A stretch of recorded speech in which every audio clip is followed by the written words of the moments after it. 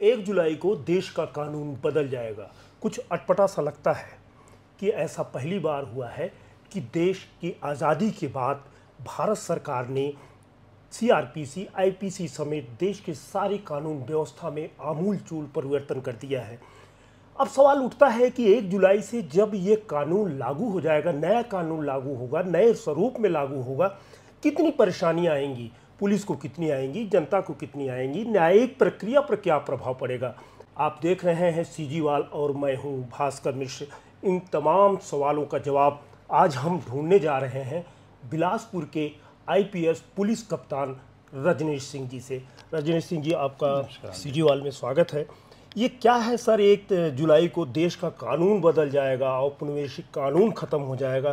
कुछ समझ में नहीं आ रहा है कि क्या कानून बदलना और लागू कर लेना इतना आसान हो जाएगा। क्या है कानून बदलाव? सबसे पहले तो हमको ये समझना होगा कि जो कॉलोनियल एरा का जो कानून था, जो औपनिवेशिक काल का जो कानून था, उसमें कई ऐसे प्रावधान थे जो कि वर्तमान परिस्थिति में और हम भारत के लोगों के लिए वो उपयुक्त नहीं थे और उसकी उपयोगिता बिल्कुल भी नहीं सिद्ध होती है। अनेक मौक़ों पर ऐसा देखा गया है और ऐसे अनेक प्रकरण हैं जिसमें कि माननीय सर्वोच्च न्यायालय में कई ऐसे रूलिंग्स हैं, कई ऐसे केसेस में फैसले दिए गए हैं, उसमें जो प्रावधान किए गए हैं उनको और जो उपयोगी नहीं हैं, ऐसे तमाम चीज़ों पर बहुत गहन अध्ययन, बहुत हर स्तर पर, बड़े स्तर से लेके सर्वोच्च स्तर तक इसमें चर्चाएं और फिर उसमें संशोधन हुए हैं। तो कई आप जैसे कि देखेंगे कि आईपीसी जो थी वो भारतीय दंड संहिता जिसको कहा जाता था, अब वो भारतीय न्याय संहिता हो जाएगी। वो शब्द से ही ऐसा स्पष्ट है कि वो हमारा कानून, भारत ओरिजिन है, भारत ओरिजिन है ना। तो भारत और न्याय, दंड उधर था, इधर न्याय भी है। तो दंड के साथ साथ न्याय की ओर। क्या बात है, यानी तो वहाँ दंड दिया जाता था, यहाँ न्याय दिया जा रहा है। न्याय मिलेगा और अपराधी को दंड मिले, ये तो अत्यंत आवश्यक है, लेकिन जो पीड़ित व्यक्ति है, विक्टिम है, उसको न्याय भी मिले। तो ये एक इसका बहुत ये सीआरपीसी भारतीय दंड संहिता, जिसमें जो सेक्शंस रहती हैं जिसके अंतर्गत क्राइम को डिफाइन किया गया रहता है, आईपीसी, वो आईपीसी अब भारतीय न्याय संहिता हो गई। जो प्रोसीजर होते हैं जिसमें कि पुलिस और एजेंसी, जो भी इन्फोर्समेंट एजेंसी है, जुडिशरी है, वो उस प्रोसीजर के तहत, कानून के तहत काम करती है, वो भारतीय दंड प्रक्रिया संहिता थी जो अब हो गई भारतीय नागरिक सुरक्षा संहिता। यानी हम उसको ज्यादा कॉमन रूप में सीआरपीसी कहते थे। सीआरपीसी कहते थे, जो क्रिमिनल प्रोसीजर कोड कि वो प्रोसीजर क्या होगा वो उसमें वर्णन था। अब वही चीज हो गया भारतीय नागरिक सुरक्षा संहिता। यहाँ भी देखिए, भारतीय नागरिक और उसकी सुरक्षा को नियम के संबंध में जो प्रक्रियाएं हैं, इतनी ट्रांसपेरेंट और इतनी विक्टिम सेंट्रिक ये इसमें प्रावधान किए गए हैं। वर्तमान परिस्थिति में आप सभी देख रहे हैं कि पूरा जो युग है, पूरी दुनिया जो है वो उसमें है, अपने ऑनलाइन चल रहा है, हर चीज़ें, हर रिकॉर्ड सब ऑनलाइन है, डाटा माइनिंग का ज़माना है। तो इलेक्ट्रॉनिक एविडेंस को बहुत महत्वपूर्ण दिया है। सर, मैं थोड़ा सा सेगमेंट की बात करूँगा, जिसे हम आईपीसी कहते हैं, भारतीय न्याय संहिता अब कहा जाएगा 1 जुलाई से। सर, क्या अंतर आता है सर? किस प्रकार की प्रक्रिया में पुलिस इसमें ज़्यादा पावरफुल नज़र आती है कि न्यायालय पावरफुल नज़र आएगा, या जानबूझ के भी, जैसे पुलिस पर आप लोगों पर बहुत आरोप लगते रहते हैं, पुलिस ने हमें फंसा दिया, क्या अंतर है सर? कुछ बड़े बड़े उदाहरण बताएंगे, कुछ कानूनी प्रक्रिया की जानकारी देंगे तो दर्शकों को? आपने जैसा कहा, भारतीय न्याय संहिता जो भारतीय दंड संहिता थी, इंडियन आईपीसी पिनल कोड था, वो भारतीय न्याय संहिता हो गई, बीएनएस हो गई है। तो वो तो उसमें तो जो चेंजेज हुए हैं, सेक्शंस में चेंजेज हुए हैं कि कई चीज़ें ऐसी थी कि डिफाइन नहीं थी, कि चाइल्ड को डिफाइन कर दिया गया नए कानून में, टेरर एक्ट को डिफाइन कर दिया गया। को बताते जाएंगे थोड़ा बहुत। तो चाइल्ड मतलब कि अब कोई बालक है, वो उस शब्द ही नहीं था कानून में, बालक, चाइल्ड शब्द ही नहीं था। तो बड़ी समस्या आती थी। इसी प्रकार से टेरर एक्ट, कोई टेरर एक्ट है, कोई ऐसी गतिविधि हुई जिसमें कि टेरर एक्ट आता है, कानून की नज़र में माननीय न्यायालयों में कि वो एक्ट क्या है जिससे कि इसको टेरर घोषित किया जा सके। तो वो उसमें प्रावधान है कि टेरर एक्ट कोई भी होगा तो उसके तहत कार्रवाई होगी। ऐसे ही आप देखेंगे कि संगठित अपराध, उसके लिए एक अलग सेक्शन दे दी गई। अपराध, क्राइम पे क्राइम कोई किए जा रहा है, कभी विटनेस को डरा धमका कर विटनेस हॉस्टाइल हो जाते हैं और वो बच जाता है, और पता चलता है कि आपको कि ये तो 15 क्राइम किया हुआ है लेकिन आज तक आजाद घूम रहा है। ऐसे अपराधी के लिए, ऐसे ऑर्गेनाइज्ड क्रिमिनल के लिए जिनके की गैंग बनी हुई है, हम लोग गैंग हिस्ट्री शीट बनाते हैं, उसके अंतर्गत कार्रवाई करते हैं। जी। ये गैंग बनाकर जो अपराधी बिल्कुल उत्श्रृंखल होकर घूमते हैं, उनके खिलाफ 111 सेक्शन बना दी गई है अलग से कि यदि कोई ऑर्गेनाइज्ड क्रिमिनल या गैंग या गैंग का सदस्य दोबारा 2 बार से अधिक कोई क्राइम करेगा और जिसमें 2 बार पुलिस के द्वारा जांच करके न्यायालय में केस पुटअप किया जाता है और उसमें चार्ज लग चुका है, ऐसे केसेस में अगर तीसरा क्राइम वो कोई ऑर्गेनाइज्ड क्रिमिनल करता है या ऑर्गेनाइज्ड गैंग करती है तो 111 में उसको, और उसमें हमारी जिम्मेदारी होगी प्रमाणित करना। उसमें कोई विटनेस की बात नहीं होगी, वो हमारे पास रिकॉर्ड रहेगा, वो डॉक्यूमेंट प्रमाणित कर देगा कि विटनेस की जरूरत नहीं है, पुलिस जाए और प्रमाणित करे कि ये साहब ये देखिए। इसके अलावा और कुछ सर ऐसे ही फिर 112 अलग बनाया गया, छोटे छोटे क्राइम के लिए भी ऑर्गेनाइज्ड क्राइम की श्रेणी में लाया गया है। जैसे आप सुनते होंगे कि बहुत बड़ा सटोरिया है, जुआ, सट्टा, इसमें ऐसे लोगों में लगे हुए हैं या छोटे छोटे और क्राइम कर रहे हैं लेकिन उसमें वो बच जाते हैं, तो उसमें भी वो ये वैसे टेरर एक्ट जो है वो 152 में उसमें डिफाइन किया गया है। और 152 में आपको भारत की संप्रभुता, अखंडता और एकता, मतलब भारत की सॉवरेनिटी, इंटीग्रिटी, राष्ट्रद्रोह और यूनिटी, यस। हाँ, तो अब देश के प्रति जो भी कुछ अनर्गल आदमी एक्टिविटी करता है, बोलता है, ये सब चीज़ें भारत के विरोध, भारत की संप्रभुता पर चोट मानी, संप्रभुता, अखंडता और एकता के खिलाफ अगर कोई करता है तो उसमें क्या प्रावधान है सर? तो उसमें पहले भी तो था, पहले था कि एक तो ये था कि शासन में कोई है उसके खिलाफ कोई बोला, या उसमें लोग बोलते थे कि हमें तो बोलने का राइट है, व्यक्ति के खिलाफ भी बोल दिया।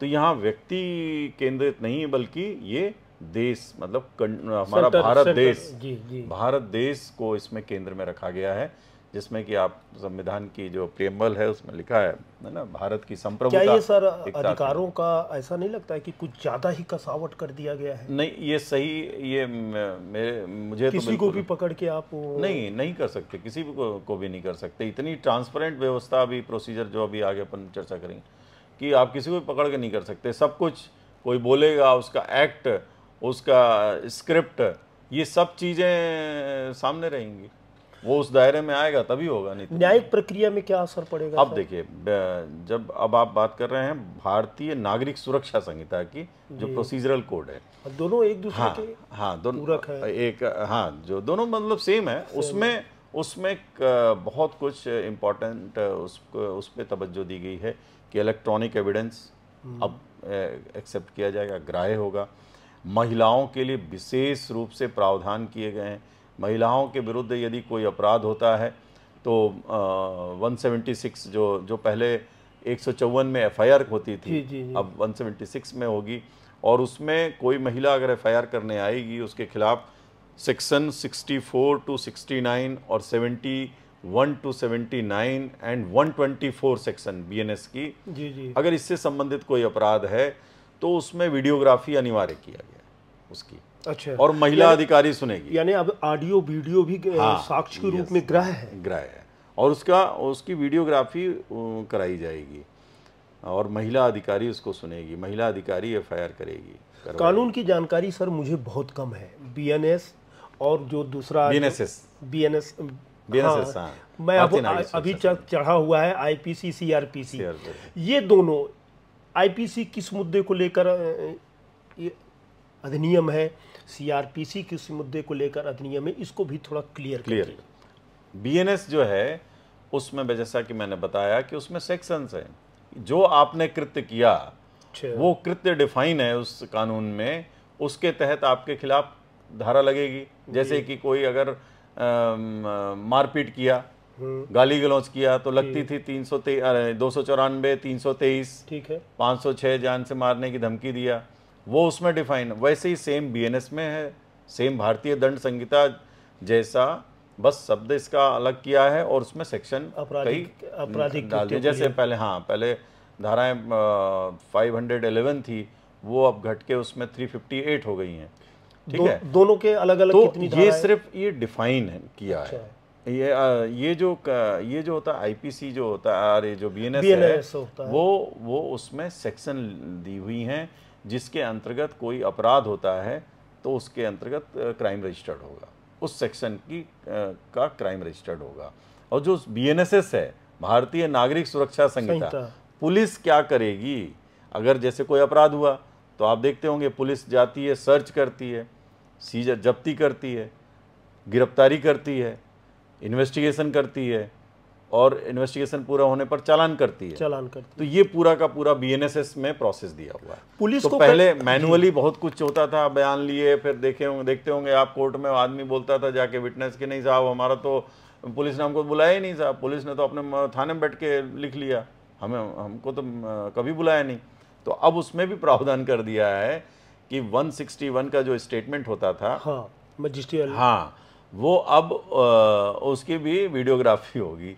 तो कम भले वो अपनी बात करे जो भी है, लेकिन वो ये नहीं कर सकता कि मैं नहीं गया था। तो ये सब चीजें हैं। पुलिस की शक्तियों को क्रॉस चेक करने के लिए भी कुछ है कि नहीं? पुलिस की शक्तियों के लिए बहुत ट्रांसपेरेंट इसमें प्रावधान है, इसीलिए ये विक्टिम सेंट्रिक कानून है। पुलिस की हर प्रोसीजर को बहुत पारदर्शिता के साथ हमको करना पड़ेगा, सभी पुलिस अफसरों को ये मान के चलना पड़ेगा। यानी उनके भी चांसेस रहेंगे कि थोड़ी सी लापरवाही में, बोनाफाइडली कोई चीज़ गलती हो जाएगी, चूंकि अभी बहुत सी चीज़ें नई आएंगी, टेक्नो सेवर बहुत लोग हैं नहीं अपने यहाँ भी, जी। ट्रेनिंग लगातार दी जा रही है। तो लेकिन जानबूझकर कोई गलती करेगा तो वो गलती करने के चांसेस खत्म है। 376 में कुछ बहुत ज़्यादा परिवर्तन की बात सामने आ रही है कि इसमें कितनी सच्चाई है? उसमें बहुत अच्छे प्रावधान किए गए हैं। ऐसे अपराधी जो 100 बार सोचेंगे कि मैं अपराध करूं कि नहीं करूं, 376 वाला जो सेक्शन है अब इधर आ गया है बीएनएस में 64 to 69। हाँ, जो 376 से लेके 377-78 तक सब जो केसेस धाराएं रहती महिला अपराध, अब वो महिला अपराध इधर आ गए हैं 64 to 69 और उधर 71 to 74 एंड 124 उधर। तो उसमें एज डिसाइड की हुई है कि 12 साल से कम बच्चे, आप देखते होंगे कितने गंभीर अपराध छोटे छोटे बच्चों के साथ होते हैं, गंभीर अपराध हो रहे हैं। तो उसमें बहुत कड़ी सजा, मौत की सजा का प्रावधान कर दिया गया है। कोई रेपिस्ट यदि दोषी करार दे दिया गया है, सजा के बाद भी यदि कोई घटना ऐसी कर देता है तो टिल देन लाइफ तक, पूरे जीवन तक जेल में रहेगा। इसमें एक वर्तमान समय में आप लोग देख रहे होंगे लिव इन रिलेशन में लोग रहते हैं और वो फिर शादी नहीं कर रहे हैं या ऐसा कोई अपराध उसकी सूचना आती थाने में, तो उसके लिए भी एक अलग सेक्शन बना दिए 69। उसमें अगर वो रिपोर्ट होती है तो अब वो उस पर्टिकुलर सेक्शन के तहत होगी, उसमें भी 10 साल तक की सजा है। तो समाज में जो एक ये मॉरल टर्पिट्यूड का मामला, नैतिक पतन जो हो रहा है अपना समाज में, हर रोज़ देखें आप थानों में शिकायतें आती हैं इस तरीके की, तो वो उस पर जरूर कितनी गुंजाइश है कि महिला अपराध को इतना टाइट टफ कर दिया गया है और हर जगह गुंजाइश रहती है, तो फिर इस कानून का कहीं महिलाएं शोषण न करें? चूँकि इसमें जैसा कि मैं बताया आपको कि हर स्तर पर इसमें ट्रांसपेरेंसी के लिए, मतलब स्टेटमेंट रिकॉर्ड यहाँ महिला पुलिस अफसर करेगी, कोर्ट में महिला का अगर स्टेटमेंट होगा तो वहाँ महिला जज के सामने होगा। यदि महिला जज किसी कारण से, कतिपय कारणों से नहीं है, तो किसी महिला अधिकारी के सामने पुरुष जज ले पाएगा। प्लस इसकी वीडियोग्राफी सब होनी है, तो ये संभावना काफ़ी हद तक कम होगी। यद्यपि बहुत सी कमियां भी कहीं न कहीं खोज, और ये तो प्रतिदिन का एक मतलब प्रक्रिया में है हाँ, कि ये कितना लागू है, कितना सही है, क्या हमारे देश के लिए उचित है, अनुचित है। सर 151 धाराएं जो आप लोग लगा देते हैं कि उठाओ पकड़ के लगा दो, उसमें भी कुछ परिवर्तन हुआ है? परिशांति कायम, वहाँ वो जो है शांति कायम करने के लिए, और कोई कॉग्निजेबल ऑफेंस, संज्ञेय अपराध घटित होने की आशंका में ये कार्रवाई किसी अपराधी को प्रिवेंट किया जाता है। लेकिन उसमें भी सब कुछ वैसे ही रहेगा, प्रोसीजर में तो वही है। किसी अपराधी को आप या कोई ऐसे व्यक्ति को कि जो शांति भंग कर रहा है, उसके खिलाफ प्रिवेंटिव कार्रवाई करते हैं हम लोग 107-16 आपके थानों में अपराध FIR दर्ज कर लिया गया, कभी स्थिति होती है चालान पुटअप नहीं किया गया, चालान पुटअप कर दिए तो कोर्ट में नहीं आया, 6-6 महीने तक अपराधी बाहर घूमता रहता है। अपराधी या ईमानदार, उसके ऊपर कुछ है? यस, उसमें भी प्रोसीजर है, उसमें भी टाइमलाइन सेट किया गया है। जैसे अब रेप के केस हैं, उसमें विदिन 2 मंथ में उसमें कंप्लीट करना है इन्वेस्टिगेशन। कोर्ट में भी टाइमलाइन सेट किया हुआ है कि चार्ज जो विरचित किया जाता है, मतलब चार्ज लगाया जाता है, उसका भी प्रथम सुनवाई से लेकर, जिस दिन प्रथम सुनवाई हो गई तो उससे लेकर 60 दिन के भीतर फिर चार्ज लगाना अनिवार्य है। जो कि पहले अपराधी थाने में ना वहाँ कोर्ट में चार्ज लगता है। जब यहाँ से हम चालान पेश करते हैं तो आरोपी जो होते हैं वो अक्सर उसको डिले करवाते हैं कि ये होगा, जितना डिले होगा। लेकिन अब वो वहाँ भी हो गया है, उनको टाइम लाइन सेट कर दी। ये माना जाए कि जुडिशरी को भी एक्सेलरेट कर रहे हैं। हाँ, सभी जगह, सभी स्तर पर, हर स्तर पर कानून की इस पूरे प्रक्रिया में, पूरे पायदान में सबको बहुत रिस्पॉन्सिबल बनाया जा रहा है। देश की तरह हमारा भी प्रदेश और हमारा बिलासपुर भी नशे के गिरफ्त में है जी। पुलिस कितनी भी कार्रवाई की जाए तो वो पर्याप्त नहीं है। हम अंकुश लगाने के कर सकते हैं, जहाँ तक मुझे लगता है पुलिस अंकुश लगा सकती है, बंद नहीं कर सकती।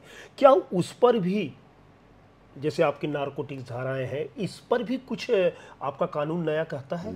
देखिए, कई तो नशे के जो पर प्रतिबंध लगाने के लिए सरकार ने अलग अलग कानून भी बनाए हैं। जैसे NDPS एक्ट है, जी हाँ, है ना, एक्साइज एक्ट है, तमाम मतलब ऐसे कई कानूनी प्रावधान हैं भारतीय। और अपने जो ये जो कानून है, इसमें भी इस तरीके के अनेक ऐसे प्रावधान किए गए हैं जिसमें कि आप ऐसे अपराधों पर अंकुश लगा सकते हैं, नशे पे अंकुश लगा सकते हैं। अब आप देखिए, ये सब चीज़ें, प्रिवेंशन बहुत इसमें इम्पॉर्टेंट रोल प्ले करेगा कि आप कैसे नशा को, चाहे वो सामाजिक जागरूकता के से करें या फिर लोगों उनके खिलाफ एनफोर्समेंट करें, कार्रवाई करें। और इसी प्रकार से आप साइबर फ्रॉड भी देख रहे होंगे। हाँ, उस पर सवाल है। साइबर अपराध में भी वही है कि उसमें क्या आमूलचूल परिवर्तन हुआ है? आप रोक सकते हैं, अपराधों को रोक सकते हैं।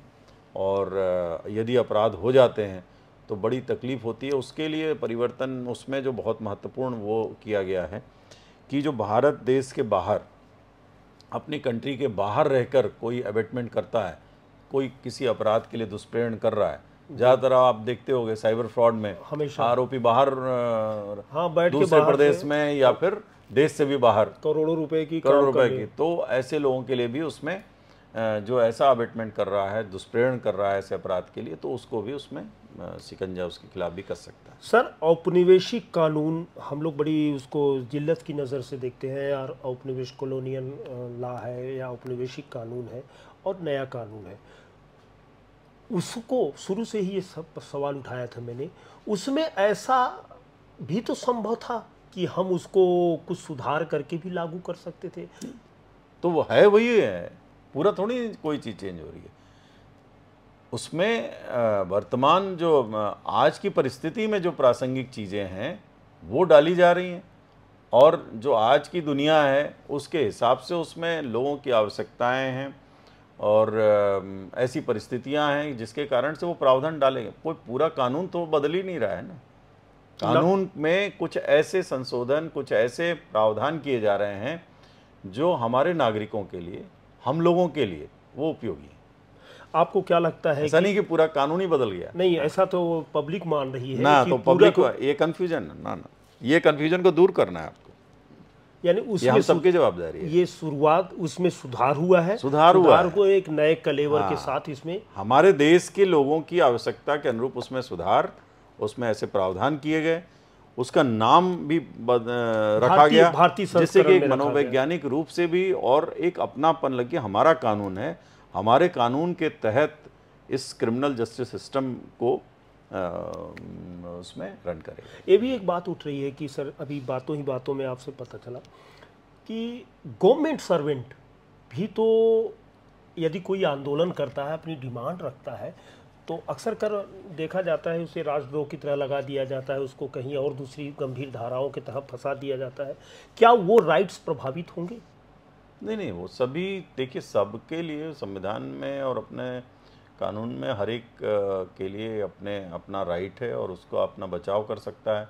यदि कोई व्यक्ति सही है, हर चीज़ में उसका परफेक्ट है, तो अपने बचाव में वो हर स्तर पर, चाहे वो प्रशासनिक स्तर पर हो, चाहे न्यायालयीन स्तर पर हो, चाहे अपने वरिष्ठ स्तर पर अपील करके, ये सब चीज़ें प्रावधान रहेंगे और हमेशा थे और हमेशा रहेंगे भी, और उस प्रक्रिया से आदमी चलता है। हाँ, एक चीज़ है कि जब आपने ये प्रश्न किया तो एक नए कानून में ये बड़ा अच्छा प्रावधान किया गया है कि यदि कोई व्यक्ति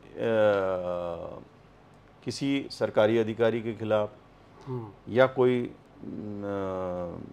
लैंड डिस्प्यूट है या कोई धोखाधड़ी के ऐसे केसेस हैं कि जिसमें कि जांच करना, एक प्रथम दृष्टया जांच किया जाना आवश्यक है, उसमें एक प्रावधान किया गया है जिसमें कि 14 डेज में प्रिलिमिनरी इंक्वायरी करने का अधिकार पुलिस को दिया गया है। और ये सुप्रीम कोर्ट की भी केस है, ललिता कुमारी का केस है, उसमें भी ऐसे प्रावधान थे।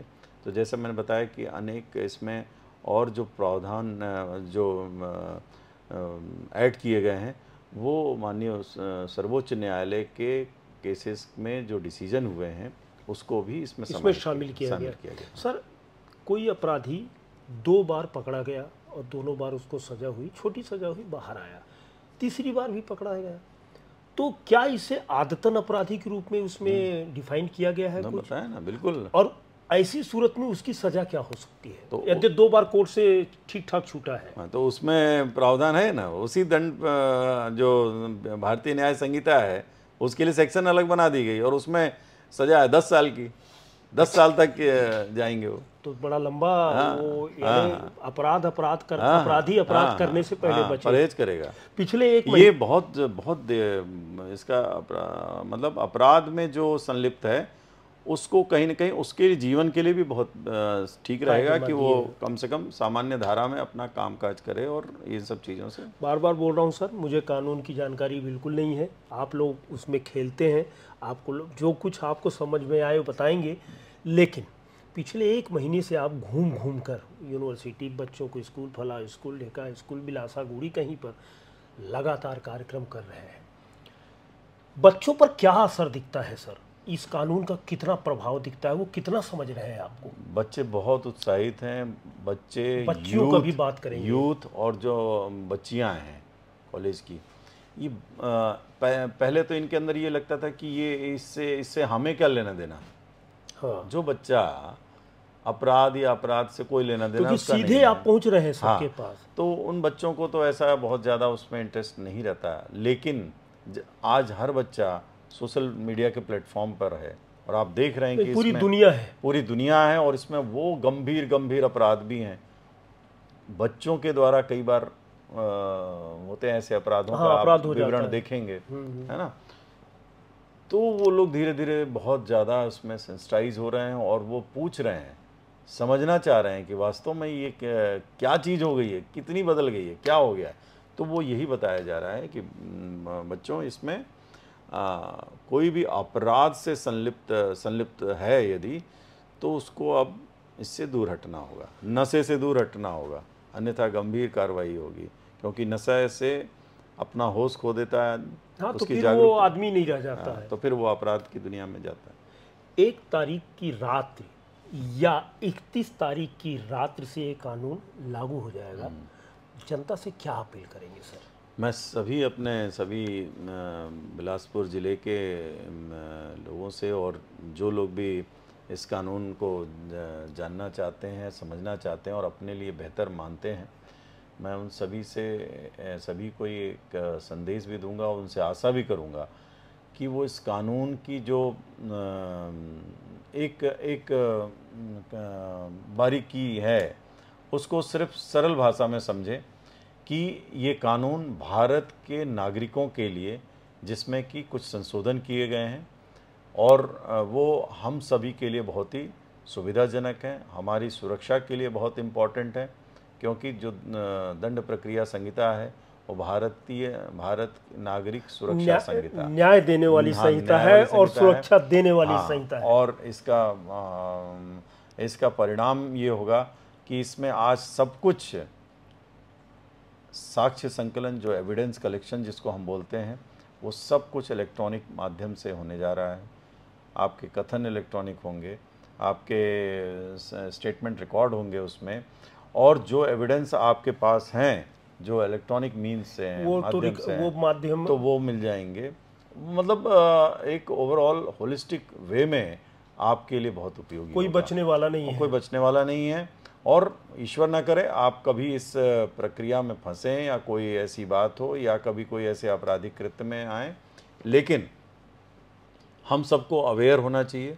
हम सबको अवेयर होने के साथ साथ अपने आस पड़ोस, अपने परिवार, रिश्तेदार, सब में जागरूक करना चाहिए कि ये हमारे देश का कानून, जिसमें कि ये प्रावधान नए सिरे से किए गए।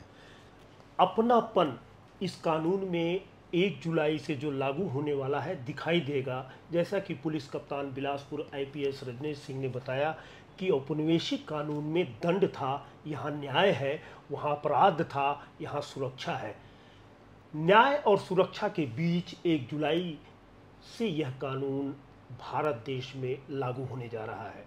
आपको भी जागरूक रहना है, लोगों को जागरूक करना है। अब भारतीय कानून को एक बार जरूर देखना है। उम्मीद है कि आप लोग इस वार्ता का पूरा फायदा उठाए होंगे। आज्ञा दीजिए, नमस्कार।